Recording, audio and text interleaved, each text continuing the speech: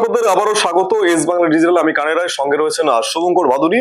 আমরা আজকে আপনাদের সামনে একটি বিশেষ সংবাদ নিয়ে এসেছি। বিভিন্ন জায়গা থেকে বিভিন্ন দিন থেকে কিন্তু এই কমপ্লেনটা অনেক আসছিল যে বিভিন্ন বিদ্যালয়ের যে স্থায়ী শিক্ষকরা রয়েছে, সেটা হোক উচ্চ বিদ্যালয় হোক প্রাথমিক বিদ্যালয়, সেই স্থায়ী শিক্ষকরা কিন্তু গৃহ শিক্ষকতার সাথে যুক্ত।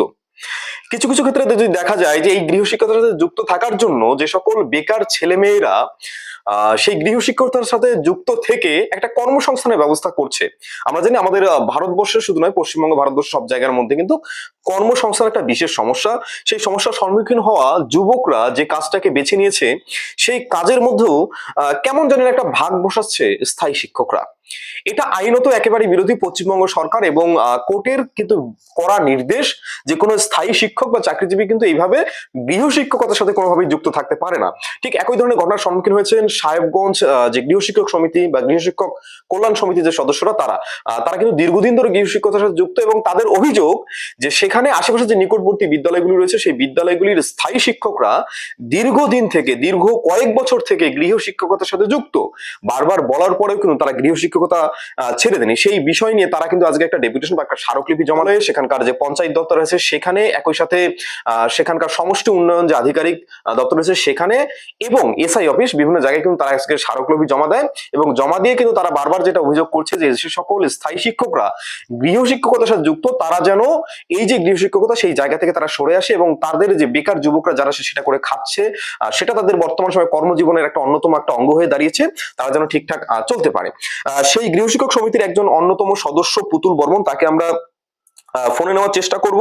তার সাথে আমরা কথা বলে তার যে সমস্যাগুলো হচ্ছে সেই সমস্যাগুলো আমরা বোঝার এবং শোনার চেষ্টা করব।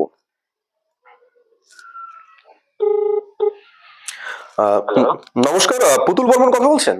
হ্যাঁ নমস্কার স্যার, বলুন বলুন। হ্যাঁ, বলছিলাম আপনারা আজকে একটি স্মারকলিপি জমা দিয়েছেন, তো সেই স্মারকলিপির বিষয়গুলো যদি একটু বলেন।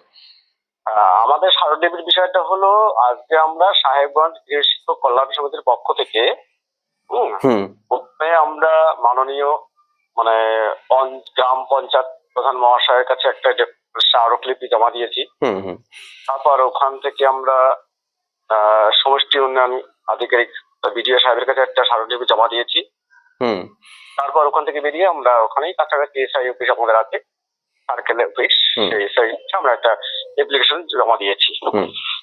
হ্যাঁ, আমার দাবিটা হলো যে আমরা তো দীর্ঘদিন থেকে আন্দোলন করে আসছি এবং আমাদের মহামান্য কলকাতা হাইকোর্টের একটা অর্ডার কপিও রয়েছে যে যারা স্থায়ী স্কুল শিক্ষক, স্কুল শিক্ষকতার সঙ্গে যুক্ত রয়েছেন, তারা কোনো মতে গৃহ শিক্ষকতা পড়াতে পারবেন না। অবশ্যই। হ্যাঁ, এমনকি যে আমাদের পশ্চিমবঙ্গ সরকার, হ্যাঁ, সরকারের পক্ষ থেকে একটা সুস্পষ্ট একটা কথা বলে দেওয়া ছিল যে তারাও গৃহ শিক্ষকতা করতে পারবে না, যারা চাকরি করছেন। কিন্তু কিছু গৃহ শিক্ষক রয়েছেন, কিছু স্থায়ী শিক্ষক রয়েছেন, যারা অনবরত এই গৃহ শিক্ষকতার পেশাটাকে এখনো বেছে দিচ্ছে এবং চালাচ্ছেন আর কি।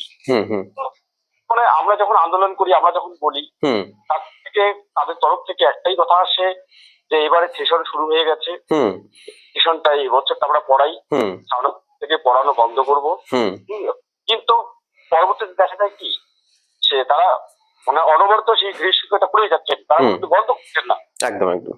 হ্যাঁ, সেই জন্য এবছরে আমরা এই নতুন সেশন শুরু হওয়ার আগেই আমরা প্রধান সাহেবকে জানালাম ব্যাপারটা, বিষয়টা, যে আর নতুন সেশনে কোনো গৃহ শিক্ষকতার সঙ্গে যারা স্থায়ী শিক্ষক, তারা যে এই গৃহ শিক্ষকতার সঙ্গে যুক্ত না হতে পারেন।